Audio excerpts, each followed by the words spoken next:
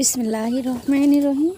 আসসালামু আলাইকুম প্রিয় ভাই ও বোনেরা, আঙ্কেল আন্টিরা, ছোট ছোট সোনামণিরা, আপনারা সবাই কেমন আছেন? আশা করি সবাই অনেক বেশি ভালো আছেন এবং নিরাপদে আছেন। আমরা ভালো আছি আলহামদুলিল্লাহ। দূরে এবং কাছে, দেশ এবং দেশের বাহির থেকে যে যেখান থেকে আমার এই ব্লগ ভিডিওটি দেখছেন, সবাইকে ওয়েলকাম করছি আমার ছোট্ট সংসারে। আমি আফরোজা হোসেন আছি আপনাদের সাথে।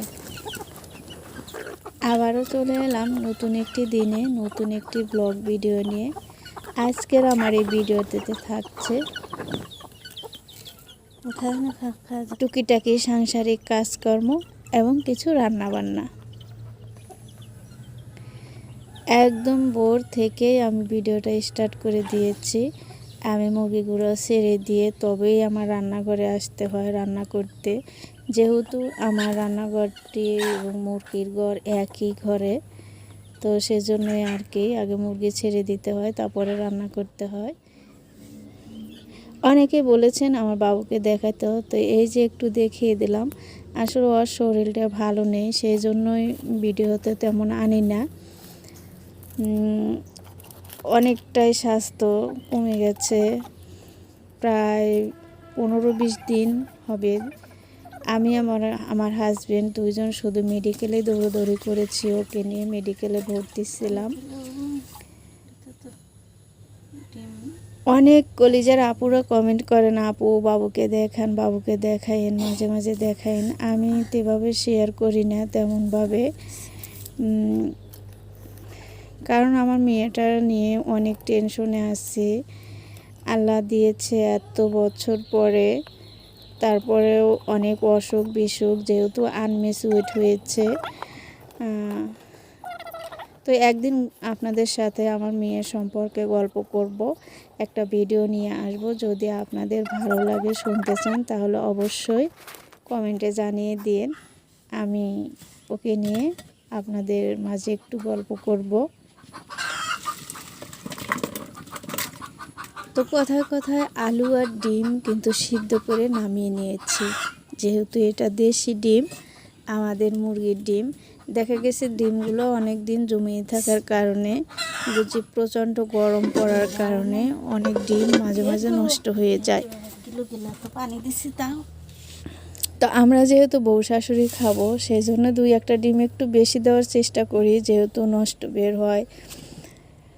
তো যেহেতু আমার অনেকগুলো মুরগি, মাশাআল্লাহ দেখেছেন অনেকগুলো মুরগি, তো আমার কিন্তু অনেক কয়েকটা মুরগি সারা মাসই ডিম দিতেই থাকে, একটার পর একটা। তো ডিমের কোনো ঘাটতি হয় না, এভাবেই চলে যায়। এখন আলু এবং ডিমগুলো ছুলে নিব।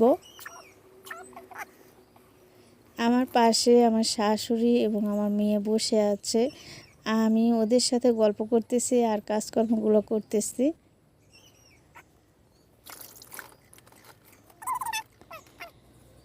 তো সংসারে যখন কাজ করতে আসা হয়, বিশেষ করে যখন রান্নাবান্না করতে আসা হয়, তখন কিন্তু মেয়েদের হাত পা বেশি করে চালাতে হয়, কারণ একটার পর একটা গুছিয়ে নিতে হয়। যেহেতু খড়ির চুলা এক পাশ থেকে ধরিয়ে দিলেই কিন্তু সেটা হতে থাকে, অন্যদিকে অন্য কিছু গুছিয়ে নিতে হয়। তো এর আগে দেখতে পেয়েছেন যে আমি বেগুন ভাতে দিয়েছি। আমি বসা ভাতই প্রায় রান্না করার চেষ্টা করি, কারণ বসা ভাতে অনেক পুষ্টিগুণ, তারপরে তো মাটির হাঁড়ি বলে কথা। তো বেগুন ভর্তা আর আলু দিয়ে ডিম দিয়ে পাতলা ঝোল করব। এ তো সিম্পল খাওয়া দাওয়া আমাদের বউ শাশুড়ি।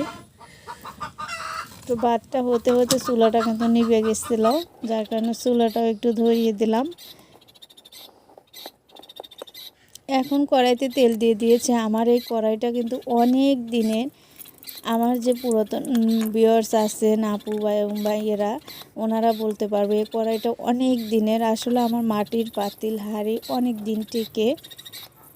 আমার একটা মালসা বা যাই বলেন, দেখা গেছে ঢাকা শহরে ওটাতে ভাতের মার পেশে। আমি যখন এই 12 বছর আগে বা 10 বছর আগে ঢাকাতে আসছিলাম, তখন সেই মালসাটা নিছি। প্রথম পর্যায়ে সংসারের শুরুতে টাকা পয়সা ছিল না, তো মার পিছানি কিনতে পারিনি, যার কারণে মালসা নিছিলাম যে এটাতে ধোয়াধুয়ি করা যাবে, প্লাস ভাতও উপর করা যাবে। তো এখনও আমার সেই মালসা এখনও পর্যন্ত আছে এবং আমি প্রতিনিয়ত সেটা ব্যবহার করি। কিন্তু আমার হাতে মাটির জিনিসপত্র তেমন ভাঙে না, না ভাঙলেই চলে বললে হলে। সেজন্য আমি কিন্তু মাটির পাতিলে রান্নাবান্না করতে বেশি ভালোবাসি। আর আমার বাবার বাড়ি থেকেই আমরা মাটির হাঁড়ি পাতিলে রান্নাবান্না করি এখনও পর্যন্ত। তো ছোটোবেলা থেকে যেহেতু এগুলো আমার চর্চা ছিল, যার কারণে তেমন একটা সমস্যা হয় না। তো এই তো আলুর ভিতরে আমি সব কিছু দিয়ে দিয়েছিলাম, দিয়ে এখন এই যে আলুটা হালকা একটু পানি দিয়ে কষিয়ে নিব। একদম সিম্পল রান্না বান্না, আসলে এটা দেখানোর মতো কিছু নেই। অনেকেও অনেকভাবে রান্না করে, রান্নাটা হচ্ছে এক ধরনের আর্ট। আমি যেভাবে রান্নাবান্না করি গ্রামীণ পরিবেশে, সেটাই আপনাদের মাঝে একটু শেয়ার করি। তো ভাতটাও কিন্তু আলহামদুলিল্লাহ আমার হয়ে এসেছে। এখন ভাত মুছে নিব। আমার মা বলতো যে ভাত বাড়ার আগে পাতিল আগে মুছতে হয়, না হলে নাকি ভাতের পাতিল গালি দেয়। আসলে এ কথাটা কতটুকু সত্য তা বলতে পারবো না, কিন্তু হয়তো তখন ছোট ছিলাম, বুঝিনি, বা দেখা গেছে যে ভাতের পাতিল না মুছে ভাত বেড়ে নিয়ে এসেছি, হয়তো এ কারণে বলতে পারে। তো এই যে মুছে নিলাম, ভাতের পাতিলটা মুছে এখন কিন্তু অনেক পরিষ্কার দেখা যাবে। এখন সুন্দর করে আমি ভাতটা বেড়ে নিব। এখানে মা এসেছে ভাত বাড়ার জন্য, তো মা এই দিক থেকে ভাতটা বেড়ে নিবে আর আমি ওইদিকে তরকারিটা কষিয়ে নেব। আর ঘরে যায় একদম গরম ভাতের সাথে শুকনো মরিচ দিয়ে বেগুন ভর্তা, বলেন কেমন লাগে? অনেক টেস্টি হবে, কারণ বেগুনটা যদি আমি পানি দিয়ে সিদ্ধ করতাম অত মজা কিন্তু পেতাম না, যেহেতু ভাতের ভিতরে দিয়েছিলাম। তো এটাতে কিন্তু পানি নেই বা সুন্দরভাবে হয়ে এসেছে ভর্তা সিদ্ধ। তো আমি ভর্তাটা বানিয়ে নিব, ঘরে গিয়ে সেটা অফ ক্যামেরায় করে নিব। আর এই যে ডিম দেখতে পেয়েছেন, আমি বলছিলামই যে গরমের দিন ডিম হালকা একটু দুটো নষ্ট হয়ে গেছে, তারপরেও একটা অল্প একটা একটু বেশি, তো বেশি যেটা সেটা আর আমি ভাজিনি, কম যেটা অল্প ছিল সেটা আমি ডিমের ভিতর দিয়ে ভেজে নিয়েছি। তো এভাবেই চলে আমাদের রান্নাবান্না। এখন যে টুকিটাকি জিনিসগুলো নোংরা হয়েছে ওগুলো আমি একটু ধুয়ে নিব, পরিষ্কার করে নিব।